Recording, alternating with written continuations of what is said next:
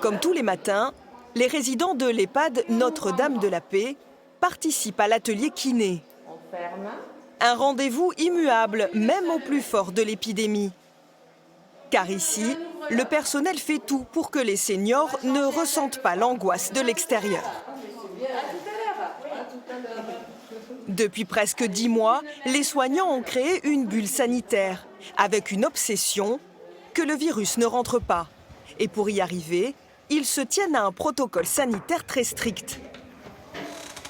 On a mis en place la distanciation lors des salles de repos avec les soignants. On a mis en place toute la désinfection et des soignants. Désinfection des mains, désinfection des chaussures, désinfection des téléphones très régulièrement. Aération des locaux, désinfection de tous les points de contact, les rambardes, les interrupteurs, les boutons d'ascenseur, 2 fois par jour au minimum. Sur les recommandations de l'Agence régionale de santé, une référente Covid a été nommée pour coordonner les équipes de nettoyage. On a modifié donc du coup toutes les tâches des agents de service, on les a surchargés en tâches de travail, on dira. On a allégé certains moments pour privilégier vraiment l'aération, la désinfection. Dès le début de l'épidémie, le personnel a renforcé l'hygiène des résidents, avec une attention toute particulière au moment de la toilette. On a dû leur laver plus souvent les mains, pour eux comme pour nous, pour éviter justement la transmission si le virus devait y être là. Il y a encore quelques semaines, les 63 résidents étaient confinés dans leur chambre. Maintenant, ils peuvent circuler dans les parties communes, mais interdiction de sortir de l'établissement. Les visites ont repris, sur rendez-vous, et pas plus de 30 minutes à chaque fois. Les familles sont contentes, après un lien rompu pendant le premier confinement. Il nous est même arrivé de venir dehors, de regarder à travers le portail s'il y avait un petit trou, si on voyait ses pieds, si on le voyait marcher, si on était vraiment en manque.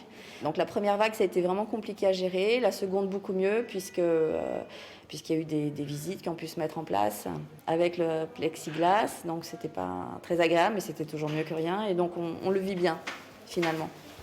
Depuis le premier confinement, 3 résidents et 4 salariés se sont révélés positifs à la Covid-19. Au moindre doute, la direction de l'EHPAD procède à des dépistages rapides grâce aux tests antigéniques. Voilà. Pour cette dame, il se révélera négatif. Quand un test est positif pour un résident, le résident est isolé, il est confiné en chambre le mieux qu'on peut parce qu'on a des résidents aussi qui déambulent et qui ont des troubles du comportement, donc c'est pas forcément évident.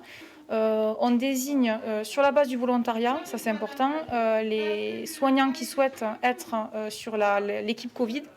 Donc c'est des personnes qui ne s'occupent que de ces résidents-là sur toute la durée où le résident est positif. Pour éviter de faire entrer le virus, le personnel est aux petits soins. Mais les résidents trouvent malgré tout le temps long. Elles sont dévouées.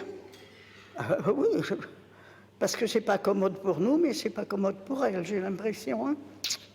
Moi, il me tarde qu'ils aient le vaccin pour arrêter tout ça. La campagne de vaccination devrait justement démarrer en janvier. Florence Puech, la directrice, s'y prépare, avec une inconnue de taille, le nombre de personnels soignants qui acceptera de se faire vacciner. Chaque année, pour la grippe saisonnière, ils ne sont que 20%. Je ne doute pas sur la vaccination des résidents, puisque les familles, bien évidemment, sont partie prenante pour protéger nos aînés.